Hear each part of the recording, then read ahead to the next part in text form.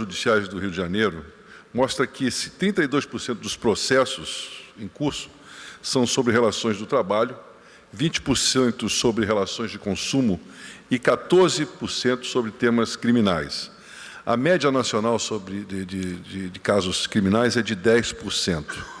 A pergunta é, está claro que o Rio de Janeiro, que a imagem do Rio de Janeiro, além de ser tomada pela criminalidade exagerada, reflete-se no judiciário, uma vez que quase 40% ou 40 pontos percentuais de casos criminais acima da média nacional são julgados aqui no Estado? Está claro, mas o Rio de Janeiro não é, pelas estatísticas, o Rio de Janeiro não é o Estado considerado com o maior índice de violência no Brasil.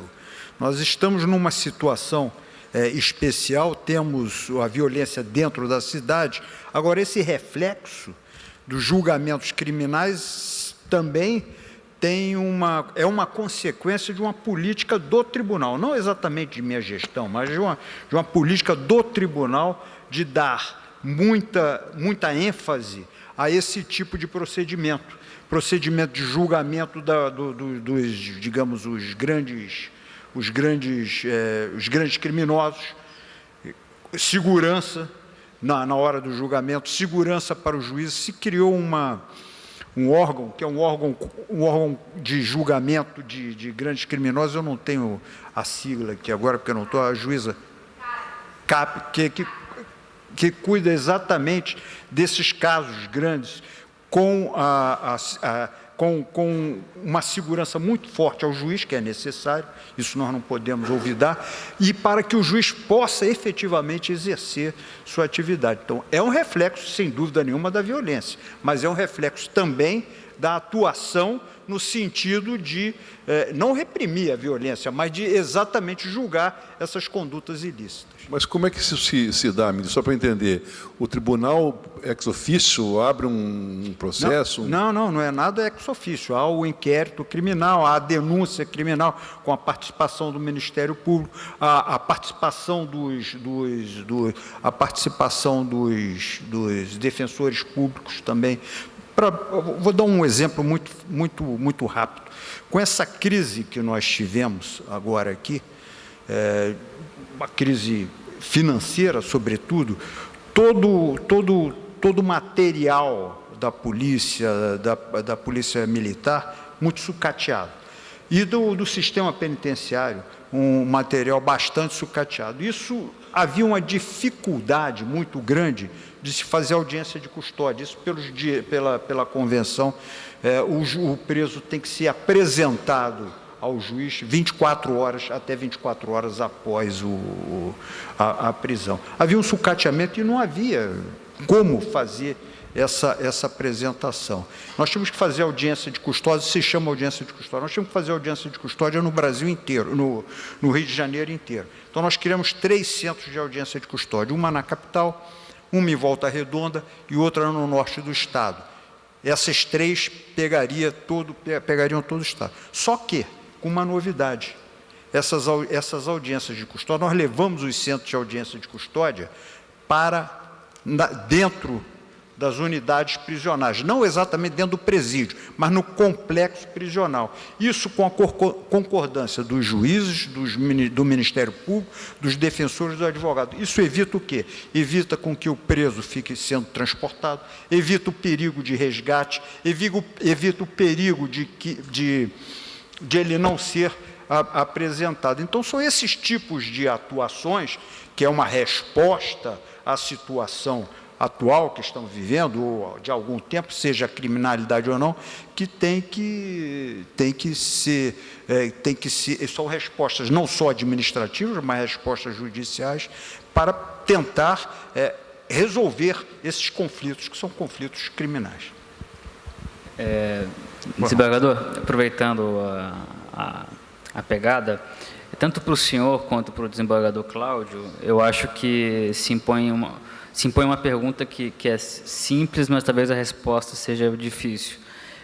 Os senhores criaram um planejamento estratégico, né, para o biênio que está no meio agora, né, com metas, uma tentativa de trazer uma gestão mais eficiente para a prestação jurisdicional, né? Agora, eu não consegui encontrar muitos números que deem concretude e saber se os senhores estão tendo sucesso, cumprindo de fato as metas, ou seja, diminuir os estoques de processos, e se estão conseguindo diminuir a entrada de novos processos, ou seja, o quanto que o TJ do Rio está conseguindo avançar mesmo diante de uma situação de penúria fiscal, né, para que os cidadãos tenham acesso a uma justiça com um prazo razoável, que é o que a Constituição determina, né? Pois não. O plano estratégico existe e está funcionando. O plano estratégico abrange todo o Poder Judiciário, não apenas a questão dos processos. Nós temos aqui eu vou fazer uma afirmação que, se Aristóteles estivesse vivo, ele pediria a palavra para me contestar. E se tem algum seguidor... Eu posso personificar aqui. Então, se tem algum seguidor de Aristóteles aqui, por favor, eu não sou sofista, mas eu faria um sofisma. O Brasil tem 100 milhões de processos, tem 200 milhões de habitantes. Se cada processo tem que ter 2 partes, nós poderíamos, como sofisma, dizer que 100% da população brasileira está na justiça. Não é verdade, é lógico, é um sofisma, mas serve para mostrar o índice de judicialização da sociedade brasileira, que é muito grande. Recursos, né? Que é muito grande, e mais recursos, outras coisas. Aqui no Rio de Janeiro, vou falar especificamente do Rio de Janeiro, no Rio de Janeiro hoje nós temos na faixa de 10 milhões de processos, sendo que mais da metade desses 10 milhões de processos são execuções fiscais. Execução fiscal, naturalmente, estadual e municipal, sobretudo ISS, IPTU, que é muito importante, ICMS, os tributos estaduais e municipais. E, sobretudo, na parte municipal, não só do Rio de Janeiro, estou falando de todo o Estado, de todos os municípios, sobretudo na parte municipal, nós temos muita dificuldade em dar andamento a esses processos, até pela forma em que eles são distribuídos. O prefeito de uma cidade pequena, ele é obrigado a ajuizar o executivo fiscal para não responder pela responsabilidade fiscal porque deixou prescrever. No entanto, quando ele ajuiza 20 mil execuções fiscais sem dados.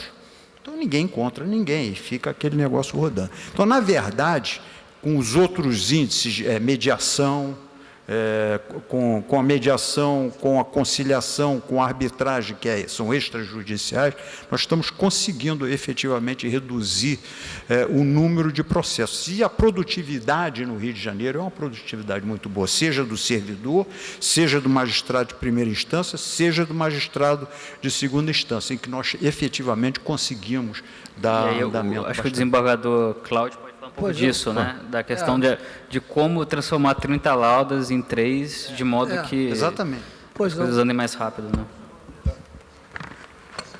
Alô? Está falando. É só falar. Alô? Só falar. Mas respondendo a sua pergunta, eu falei sobre a estatística nossa. Nós reduzimos em 1 ano e 2 meses 100 mil processos. Embora vivemos uma crise, embora perdemos 500 serventuários.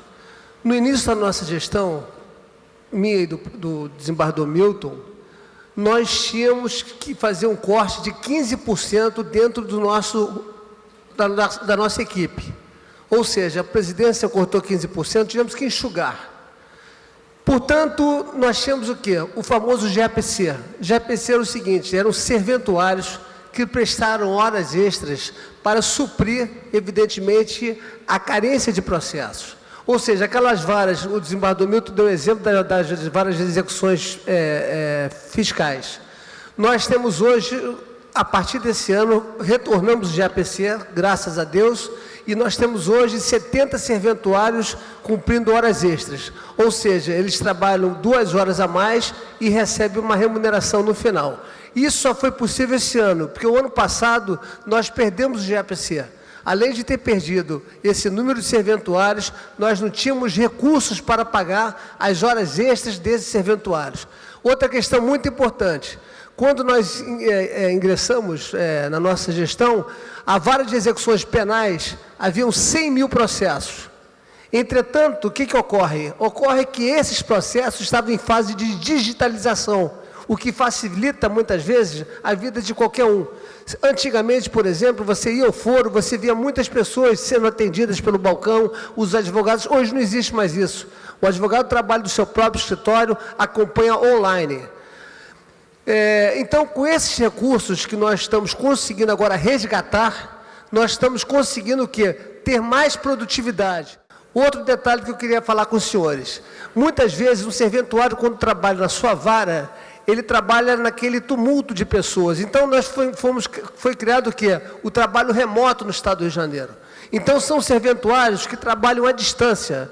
Por exemplo, o cidadão, ele tem a família toda em Volta Redonda, mas ele está lotado aqui no Rio de Janeiro, nona vara de Fazenda Pública. Ele poderá prestar de Volta Redonda o trabalho aqui para a nona vara de Fazenda Pública, sendo que, para que ele possa continuar exercendo essa função, ele tem que ter uma produtividade superior daquele que trabalha no cartório.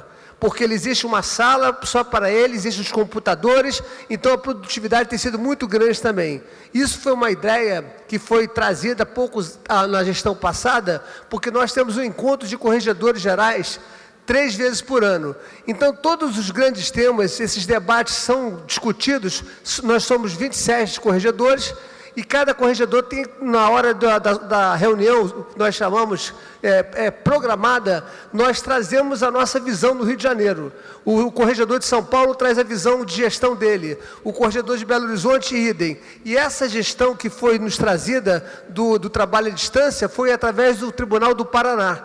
Com isso, a produtividade aumentou muito. Então, respondendo a sua pergunta, efetivamente, o Judiciário tem prestado uma jurisdição célere, técnica e satisfatória.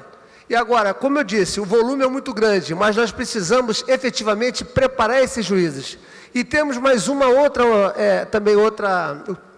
alternativa, que são chamados os juízes que trabalham junto àquele outro juiz que está necessitado. Por exemplo, é o grupo de sentença.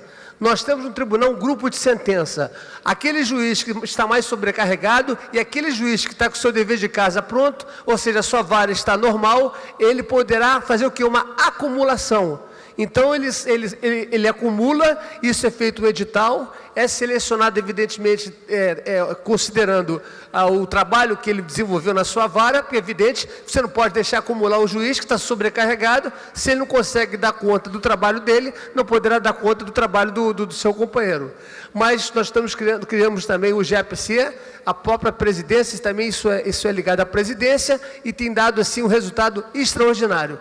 Quero aproveitar a oportunidade também e dizer o seguinte, é muito importante essa parceria do Judiciário com a imprensa.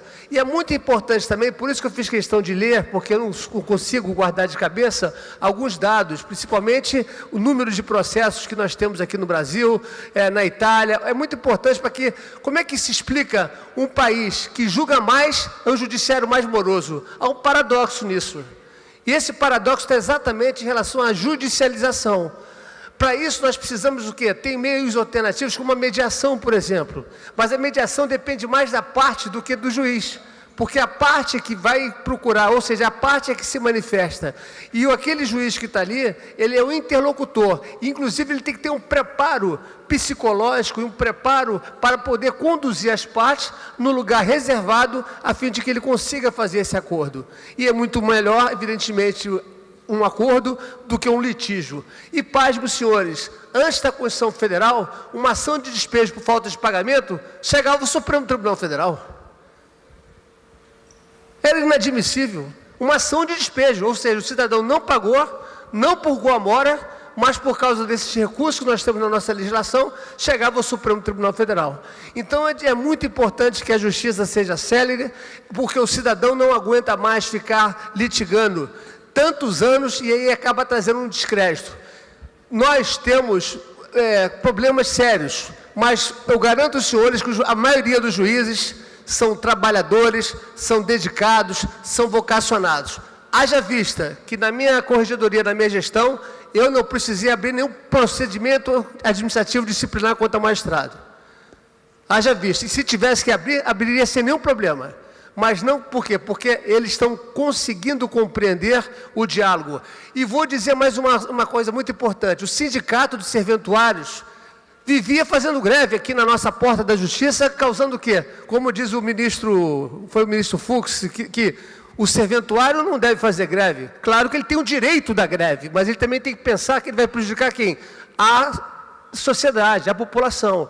E eu, quando fiz aquelas visitas para levantar a autoestima dos serventuários, eu digo, realmente, os seus salários, os seus vencimentos estão defasados, mas os senhores estão recebendo em dia.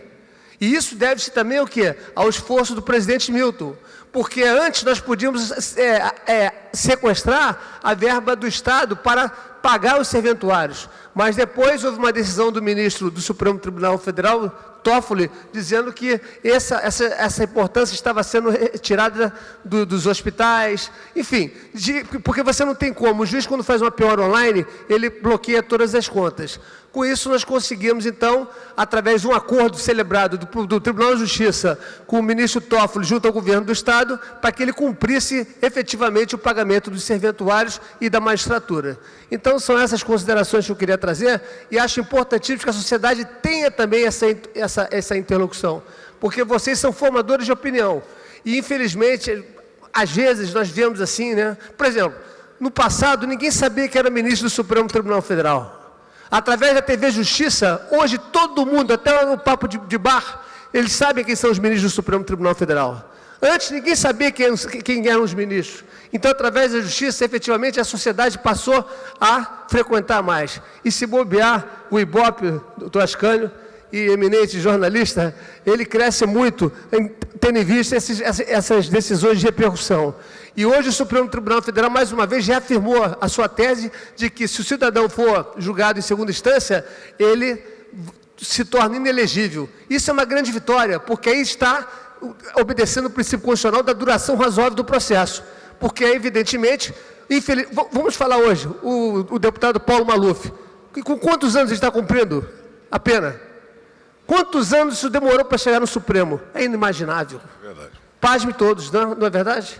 Ninguém poderia imaginar. Quer dizer, um cidadão que começou a responder um processo em 1970 veio ser condenado em 2018. Mas eu digo, isso é questão do legislativo. Obrigado. Obrigado. Estamos já chegando